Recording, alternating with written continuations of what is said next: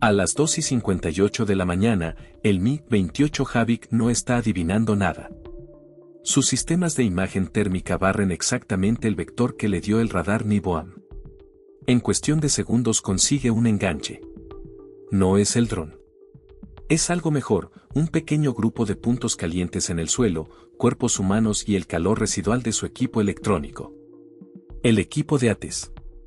Desde una distancia segura de 8 kilómetros, el piloto del Havik recibe autorización y lanza un misil Vickr. Viajando a Mach 1. 8, el misil cubrirá la distancia en apenas 14 segundos.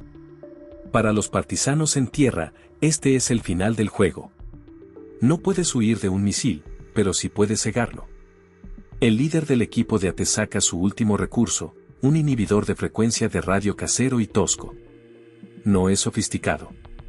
Básicamente es una fuente de poder conectada a una antena diseñada para hacer una sola cosa, lanzar una potente señal caótica en la frecuencia de 5.8 GHz. El buscador de radar del Vickr, que esperaba una señal limpia para guiar su aproximación final, de pronto se encuentra con un muro de ruido electrónico. Ya no puede distinguir el blanco del estático. A los 9 segundos de vuelo, la lógica interna del misil falla. Se desvía de su curso y detona inofensivamente en un campo vacío, un fogonazo de poder de fuego desperdiciado. El piloto del Havik se queda atónito. Pero Rusia tiene otro truco. Un sistema terrestre conocido como Peresvet cobra vida. No es un inhibidor, es un láser de alta potencia diseñado para quemar físicamente los delicados sensores ópticos de los drones que se aproximan. Los rusos saben que los partisanos deben tener apoyo de drones. Están intentando dejar ciegos a los ojos ucranianos en el cielo. El problema para ellos es que el arma final de Ucrania no está viendo, está siendo pilotada. Ese es el as bajo la manga. Desde una posición oculta a 1,5 kilómetros de distancia, un segundo equipo ucraniano lanza un enjambre de 20 drones FPV. Cada uno es un cuadricóptero casero cargado con casi 1 kilogramo de C4. No son autónomos. Cada operador lleva un visor de realidad virtual, pilotando su dron de forma manual a través de un enlace de fibra óptica directa. El láser Peresvet es inútil, no puede quemar un sensor que ni siquiera se está usando para la guiada terminal. Los operadores vuelan por instinto y memoria muscular, guiados por un cable físico inmune a cualquier tipo de guerra electrónica. Su objetivo no es el Havik. Es el puente logístico principal que conecta Novocherkassk con el frente. El enjambre acelera hasta unos 95 km por hora, una nube de avispas vengativas volando por debajo de la línea de los árboles.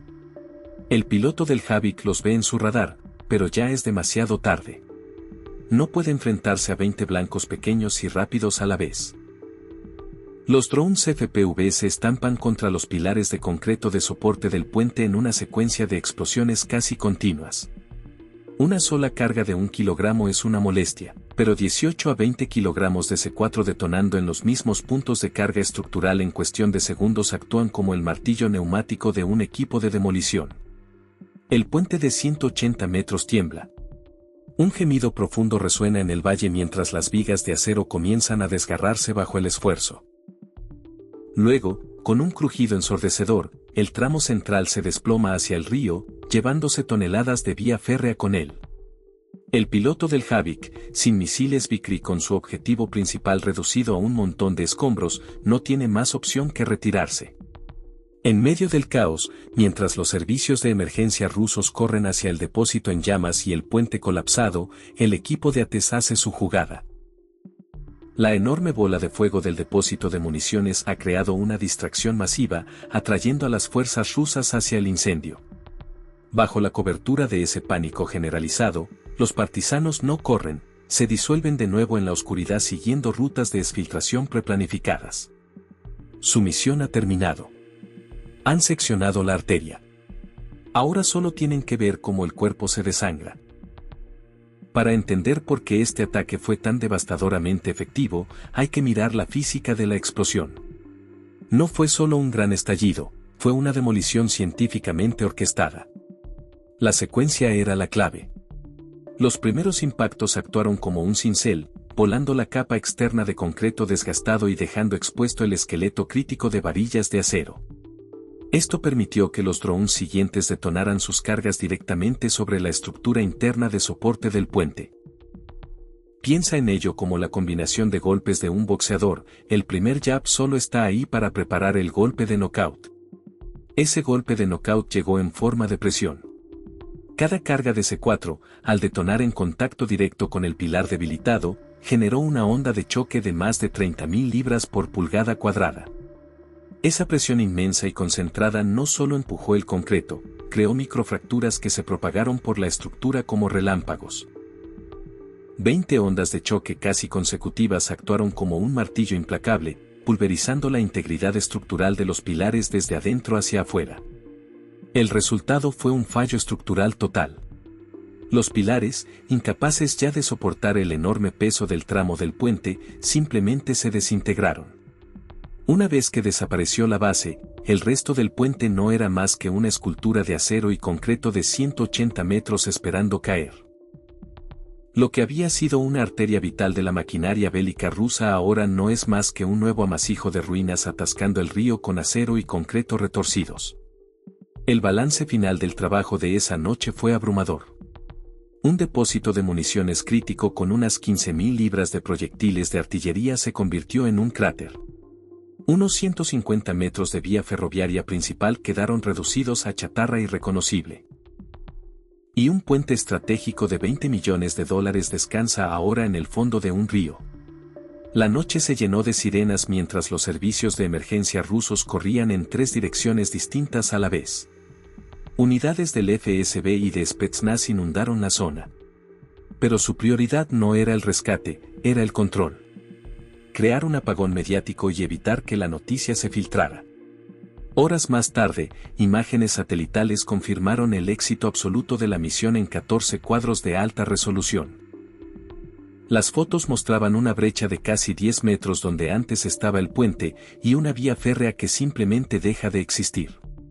Pero el verdadero impacto no se midió en acero retorcido, sino en parálisis estratégica. Este único ataque coordinado desencadenó un efecto dominó que se sintió hasta la línea del frente. Primero, la logística murió. El flujo de munición hacia los frentes de Zaporilla y Jersón, el 60% de todo su suministro, se detuvo. No se ralentizó, se detuvo en seco. El tren varado y otros 3 que venían detrás no iban a ninguna parte. Después, la artillería enmudeció. Cientos de piezas de artillería rusas, columna vertebral de su ofensiva en el sur, se convirtieron en poco más que monumentos de hierro inútiles. Tenían los cañones, pero los proyectiles que necesitaban para alimentarlos estaban del otro lado de un puente colapsado, a 300 metros de distancia. Por último, y de forma aún más devastadora, la estructura de mando se volvió contra sí misma en un frenesí de paranoia. Los rumores de un topo del FSB, sembrados con tanto cuidado meses atrás, florecieron en una paranoia total. Los comandantes rusos, sospechando traición en todos los niveles, se negaban a coordinarse. Las reuniones se convertían en gritos y acusaciones. Durante 72 horas críticas, mientras buscaban fantasmas y señalaban culpables, todo el mando del sur estuvo paralizado. Mientras la cadena de mando rusa se ahogaba en su propio caos autoinducido, Ucrania presionó. Aprovechó el silencio de los cañones rusos y avanzó unos 5,5 kilómetros en el frente de Zaporilla. Moscú describió oficialmente el incidente como una interrupción logística temporal. Ucrania lo llamó un martes. Así, con un puñado de drones de $400, un equipo de partisanos decididos y un plan brillantemente ejecutado, Ucrania convirtió una línea de suministros rusa de miles de millones de dólares en un montón de escombros inútiles. Esa noche, Ucrania demostró que, en la guerra moderna, el ganador no es el bando con las armas más caras, sino el que las usa con la mayor y más aterradora creatividad. Y ahora la pregunta es para ti. Si tú fueras el comandante de ATES, ¿cuál habría sido tu siguiente objetivo con los recursos restantes, el principal depósito de combustible o la propia instalación de radar Nevo-M? Rusia cree que tiene la estrategia perfecta que por fin le permitirá tomar la ciudad ucraniana clave de Pokrovsk. Está convencida de que Ucrania no puede hacer nada para detener este plan, mientras las fuerzas rusas intentan rodear la ciudad y, de paso, tomar varios otros asentamientos que acelerarían aún más la caída de Pokrovsk. Rusia ha desatado una maniobra de pinza sobre una ciudad cercana a Pokrovsk. Pero nunca vio venir que Ucrania usaría esa misma estrategia en su contra para reforzar precisamente la ciudad que Rusia quiere cercar. El truco genial de Ucrania en la línea del frente hizo un uso increíble de la pinza para darle a sus tropas un respiro muy necesario. Aunque Pokrovsk es el objetivo principal de Rusia en esta ofensiva, el movimiento brillante de Ucrania se centró en realidad en la línea del frente de Dobropilla, especialmente en la zona situada por encima de Mirnorad. En esa región, Rusia está intentando crear una pinza que le permita tomar Mirnorad, lo que a su vez le daría otra ruta hacia Pokrovsk mientras trata de rodear la ciudad, ya muy castigada. Rusia estuvo muy cerca de completar la maniobra. Para el 13 de noviembre, el New York Times informaba que la pinza estaba a punto de cerrarse, solo quedaba un corredor de unos 3 kilómetros de ancho que las tropas ucranianas podían usar para salir de Mirnorad. Si ese corredor se cerraba, las tropas ucranianas quedarían atrapadas. Las maniobras de pinza son sencillas en concepto, aunque extremadamente difíciles de ejecutar. El sitio Changing Minds explica lo básico de este movimiento: un país atacante envía dos columnas, una a la derecha de la posición enemiga y otra a la izquierda. Puede sustituir derecha e izquierda por norte y sur, este y oeste, o la dirección que quieras. El punto es que la pinza crea una situación en la que las tropas enemigas se ven obligadas a pelear en dos frentes. Cuando la pinza se cierra, las fuerzas atacantes giran hacia adentro y avanzan, golpeando el bolsillo que han creado y arrasando con todo lo que hay dentro. Rusia conoce muy bien esta estrategia. En la batalla de Stalingrado, devastadora para Rusia en términos de bajas, el país terminó ganando precisamente porque logró una maniobra de pinza que rodeó a 250.000 soldados nazis. Poco a poco, Rusia apretó el lazo alrededor de las fuerzas alemanas, atacándolas desde todos los lados mientras se tomaba su tiempo para dejarlas sin suministros.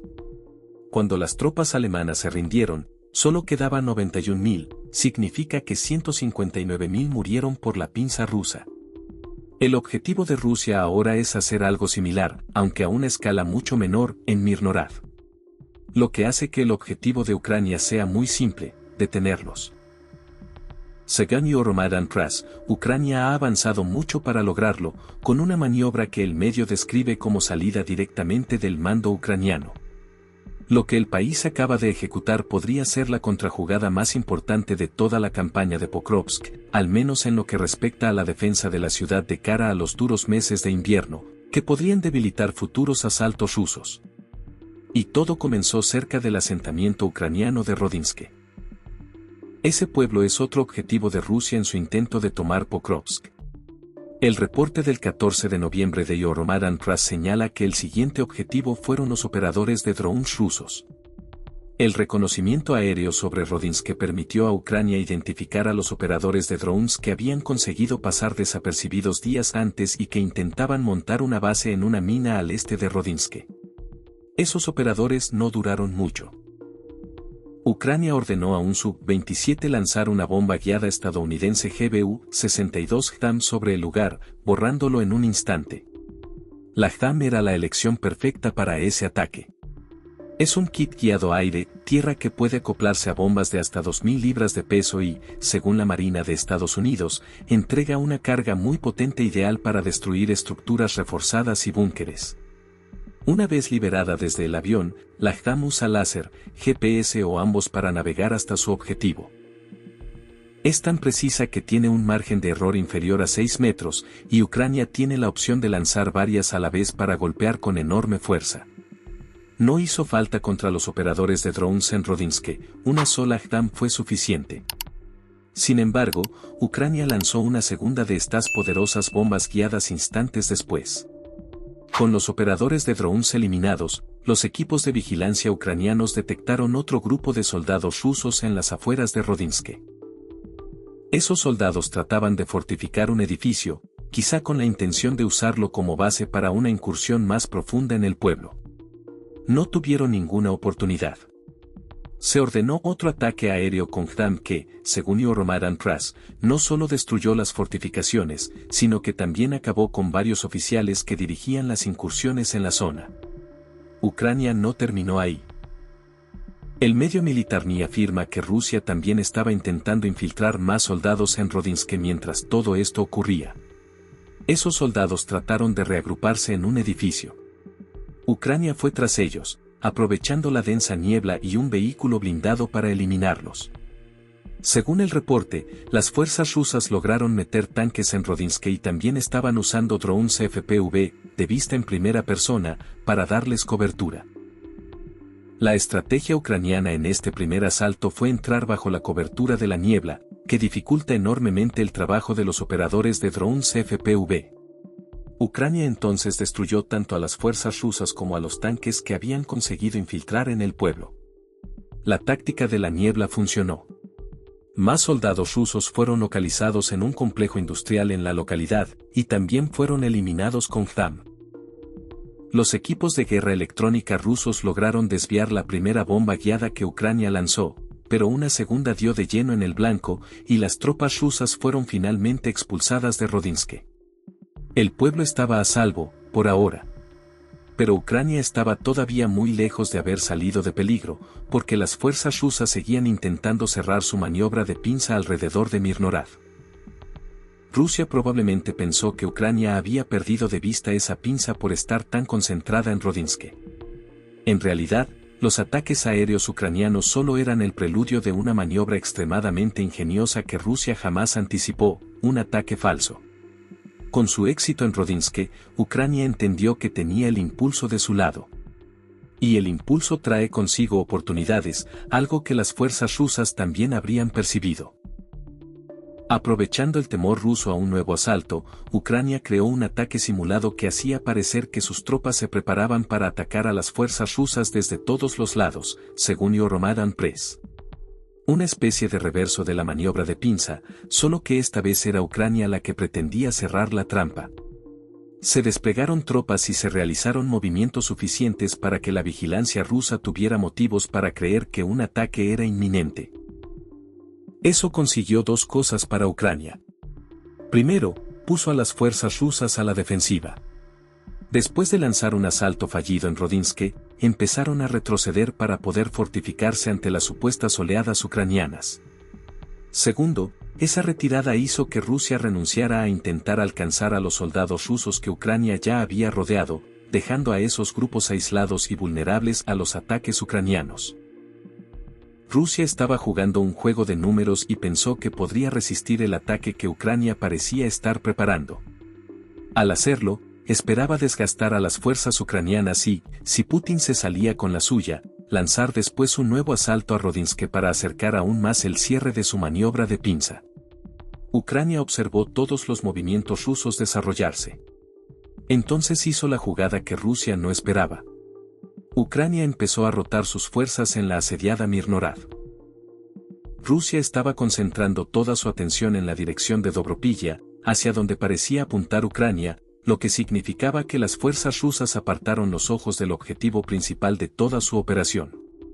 Con Rusia distraída, Ucrania comenzó a evacuar personal herido de Mirnorad mientras hacía entrar tropas frescas en la ciudad.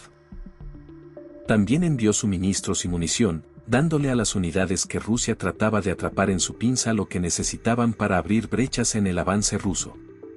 Fue una maniobra de engaño de manual, crear presión en un sector, obligar al enemigo a desviar reservas y usar esa ventana de oportunidad para reforzar o extraer tropas en otra dirección, explica Euromaidan Press. Y Rusia cayó en la trampa por completo. Nada de esto significa que el contraataque que Ucrania utilizó para distraer a las fuerzas rusas fuera totalmente falso. Ucrania realmente envió tropas al norte de Rodinsk, era una parte vital del plan. Esas tropas nunca iban a entrar en combate serio, pero debían ser visibles para la vigilancia rusa para sostener la ilusión de un ataque. Mientras esos soldados engañaban a los ocupantes, Ucrania desplegó convoys de evacuación hacia Mirnorad bajo la protección de contramedidas electrónicas. Esos convoys evacuaron a los soldados heridos y, al mismo tiempo, llevaron nuevos suministros a las tropas ucranianas en la ciudad. Renovadas y con sangre nueva en sus filas, las fuerzas defensoras de Mirnorad están ahora listas para mantener la línea donde antes estaban al borde de colapsar por la presión rusa. Y lo más increíble de toda la operación es también lo más humillante para Putin y sus fuerzas. Rusia cayó en este truco de forma tan completa que Ucrania logró ejecutarlo sin perder a un solo soldado. Para rematar, Ucrania también utilizó en su favor la ofensiva rusa sobre Pokrovsk. Recuerda, dijimos que Ucrania estaba simulando una maniobra de pinza propia. Como ya viste, ese tipo de movimiento requiere fuerzas que avancen desde dos lados para rodear al enemigo. Los soldados que se dirigieron al norte desde Rodinsk cubrieron el primer lado, fijando las reservas rusas en la dirección de Dobropilla. En cuanto a Pokrovsk, Ucrania casi no tuvo que cambiar nada, ya estaba inmovilizando a fuerzas rusas en esa dirección. Igual que en Rodinsk, las fuerzas rusas han estado intentando tomar Pokrovsk. El 11 de noviembre, la BBC informó que Rusia había logrado avanzar más dentro de Pokrovsk bajo la cobertura de la niebla, aparentemente usando la misma táctica que Ucrania empleó para evitar los drones FPV rusos en Rodinsk. Más recientemente, y después de que Ucrania ejecutara su maniobra, Radio Free Europe /Radio Liberty reportó que el 15 de noviembre Rusia había lanzado un ataque nocturno contra Pokrovsk. 135 drones y 3 misiles fueron dirigidos contra la ciudad, aunque 2 de los misiles y todos los drones menos 41 fueron derribados. Ucrania no reportó víctimas en ese último ataque. El punto aquí es que una parte enorme de las fuerzas que Rusia podría haber usado para darse cuenta de que Ucrania estaba fingiendo su propia pinza ni siquiera se enteraron, porque estaban demasiado ocupadas en la batalla por Pokrovsk. Todo lo que Ucrania tenía que hacer era mantener a Rusia al sur de la línea ferroviaria que conduce a Pokrovsk, y la ilusión estaba completa. En otras palabras, Ucrania tenía que asegurarse de que Pokrovsk no cayera para poder ejecutar su estrategia en Mirnorad. Si Pokrovsk hubiese caído, eso habría significado que miles de soldados rusos podrían avanzar sobre Rodinsk y Mirnorad, y la maniobra de engaño ucraniana se habría derrumbado. La coordinación fue clave en todo esto, como explica Yoromadan Pras. Las tropas ucranianas no solo están defendiendo dos ciudades, sino que se están coordinando entre ellas de una manera que mantiene ambas estratégicamente viables y conectadas mediante corredores logísticos controlados. Tal vez Putin vea la ironía de todo esto. Su obsesión por tomar Pokrovsk, que lo ha llevado a concentrar la mayoría de las fuerzas que tiene en la región de Donetsk en esa ciudad, es precisamente lo que permitió a Ucrania reforzar Mirnorad. Y eso nos lleva a la gran pregunta. ¿Qué viene ahora en la dirección de Donetsk? ¿Significa lo que acaba de hacer Ucrania que Mirnorad está a salvo? Depende de cómo definas a salvo. Mirnorad ciertamente no está a salvo en el sentido de que Rusia haya dejado de atacarla. Ucrania ejecutó una maniobra creativa que le permitió reforzar la ciudad, pero no rompió la pinza rusa. Ese nunca fue el objetivo. Si lo hubiera sido, entonces el ataque simulado habría sido un ataque real y se habría desatado una batalla enorme. Sin embargo, quizá Mirnorad sí esté a salvo en el sentido de que es muy poco probable que Rusia logre tomar la ciudad antes de que el invierno ucraniano, frío y brutal, se instale del todo. Ya mencionamos al principio que el objetivo principal de la maniobra ucraniana era resistir lo suficiente hasta que las temperaturas se desplomaran. Ese momento se acerca rápido. Falta alrededor de mes y medio para enero y, según Waterspark, ese mes trae consigo el frío que podría detener en seco la pinza rusa sobre Mirnorad.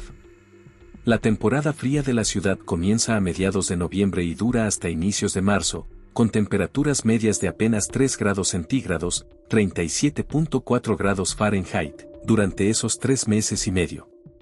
En enero, Mirnorad registra una máxima promedio de menos 4 grados centígrados, 25 grados Fahrenheit, y las mínimas pueden caer hasta menos 11 grados centígrados, 13 grados Fahrenheit. Ucrania necesita aguantar hasta entonces. Los asaltos rusos se ralentizarán a medida que baje la temperatura, y la falsa pinza acaba de darle a Ucrania la oportunidad de reforzar sus defensas en Mirnorad en un punto crítico de la batalla por Donetsk. Ahora Mirnorad está integrada en una estrategia ucraniana de varias capas que incluye Dobropilla y Pokrovsk. Ucrania busca contener el avance ruso, dice Euromaidan Press, y lo que acaba de conseguir ayudará, porque las tropas y suministros que acaban de entrar en Mirnorad han convertido la ciudad en una fortaleza justo en el punto donde las defensas ucranianas estaban a punto de quebrarse. Es probable que Ucrania no espere retener Mirnorad, ni Pokrovsk, para siempre. Pero lo que sí pretende, como explica Euromaidan Press, es obligar a Rusia a otra batalla lenta y de desgaste que le cueste miles de vidas por un avance territorial mínimo. Mantener el control de la vía férrea en Pokrovsk, que Ucrania puede usar para seguir abasteciendo Mirnorad, es clave para esa estrategia. El país concentrará sus defensas en esa línea todo lo posible de cara a los meses más fríos del año. Después, intentará aprovechar la desaceleración rusa para reforzar aún más Mirnorad y crear las condiciones para un desgaste todavía mayor de las fuerzas de Putin. Y el desgaste es lo último que Putin quiere en su ofensiva hacia una ciudad que ya le ha costado tanto.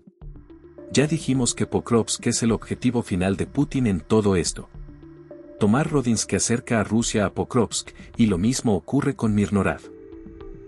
Pero los empujes constantes hacia Pokrovsk le han salido carísimos a Rusia, tanto en la famosa ofensiva de verano, que fracasó en su intento de tomar la ciudad, como en los meses anteriores, cuando Moscú no dejó de lanzar tropas contra un bastión que por momentos parecía inquebrantable. Las pérdidas rusas en Pokrovsk son enormes. El 16 de noviembre, el periódico británico The Sun informó que Putin ha lanzado casi 200.000 soldados al triturador de carne de Pokrovsk durante 18 meses, y que la mayoría han sido devueltos en forma de bajas. El medio afirma que al menos 135.000 de esos casi 200.000 han muerto o han resultado heridos en la prolongada batalla por este bastión ucraniano.